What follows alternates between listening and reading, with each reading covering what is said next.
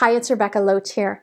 I'm an angelic channel, an energy healer, and the creator of the Earth Angel Essences line of flower and gem essences and the Angelic Alchemy Essence card deck. And today I wanted to talk to you about how to recognize the patterns in your life that are getting in your way and preventing you from living the life of your dreams. To notice how to recognize these patterns and how to correct them so that you can bring more abundance, more joy, more peace, and more love into your life.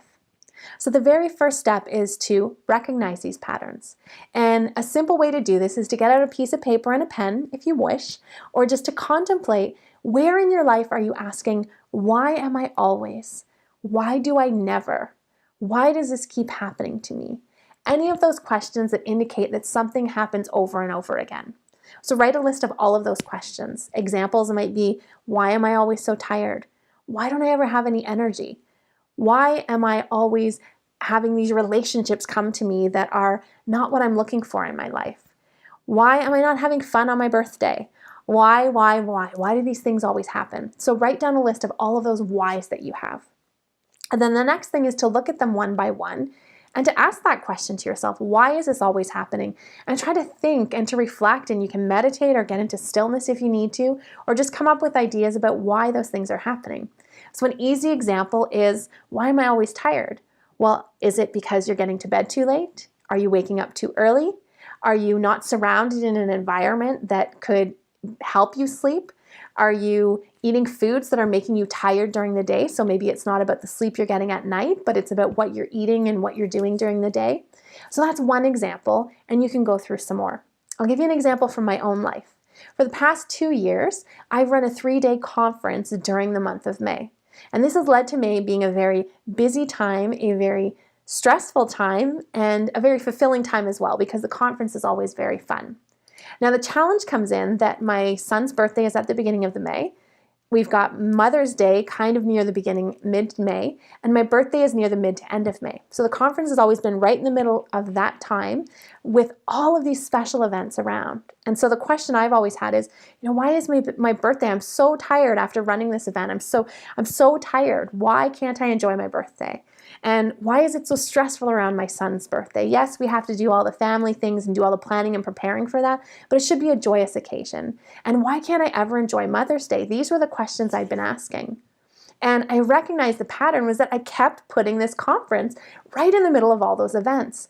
So even though those events could have been joyful, they were always overshadowed by the work that needed to be done in preparation. And so the conference got in the way of me having those fun times with my son's birthday, with my birthday, and with Mother's Day.